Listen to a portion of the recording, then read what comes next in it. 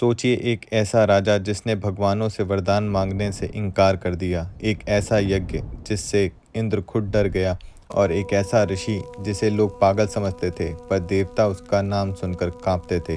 नमस्कार दोस्तों, स्वागत है मेरे चैनल गर्भगृह सीक्रेट्स पर।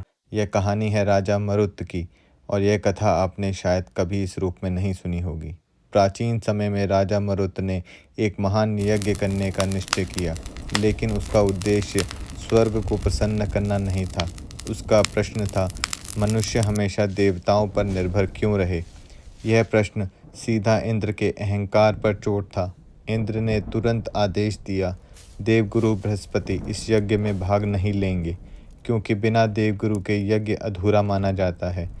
ऐसा लगा मानो यज्ञ शुरू होने से पहले ही समाप्त हो गया। लेकिन राजा मरुत हार मानने वालों में से नहीं थे। वह अकेले जंगल की ओर निकल पड़े।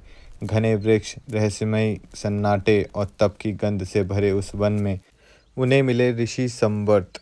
उनके बाल बिखरे हुए थे, शरीर राख से ढका था, आंखों में अजीब सी चमक थी। लोग उन्हें पागल समझते थे, पर सत्य यह था, उनकी तपस्या इतनी प्रचंड थी कि देवता भी उनके सामने आने से डरते थे। राजा ने विनम्र होकर उनसे यज्ञ कराने की प्रार्थना की।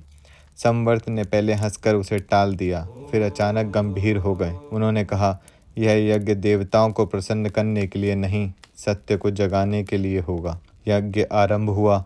जैसे ही मंत्रों की ध्वनि उठी, हवा थम गई, वन के पक्षी शांत हो गए, मानो प्रकृति स्वयं सुन रही हो। आकाश का रंग धीरे धीरे तांबे जैसा लाल हो गया, धरती हल्के कंपन से गूंज उठी। स्वर्ग में बैठे इंद्र ने यह दृश्य देखा और उनका भय क्रोध में बदल गया। उन्होंने प्रचंड तूफान भेजा, बिजलियां कड़की, मेघ गरजे, लेकिन यज्ञ मंडल के चारों ओर मानो अदृश्य दीवार खड़ी हो गई हो। बारिश की एक बूंद भी अग्नि तक नहीं पहुंच सकी। इंद्र ने देवदूत भेजे यज्ञ को बाधित करने के लिए, पर जैसे ही वे उस अग्नि के तेज के पास पहुंचे, उनकी शक्ति क्षीण हो गई। वे आगे बढ़ ही नहीं सके, क्योंकि यह यज्ञ घी, लकड़ी और मंत्रों से नहीं, आत्मिक तपस्या से जल रहा था। संवर्त की आवाज गूंज रही थी, मंत्रों की ध्वनि मानो आकाश को चीर रही थी।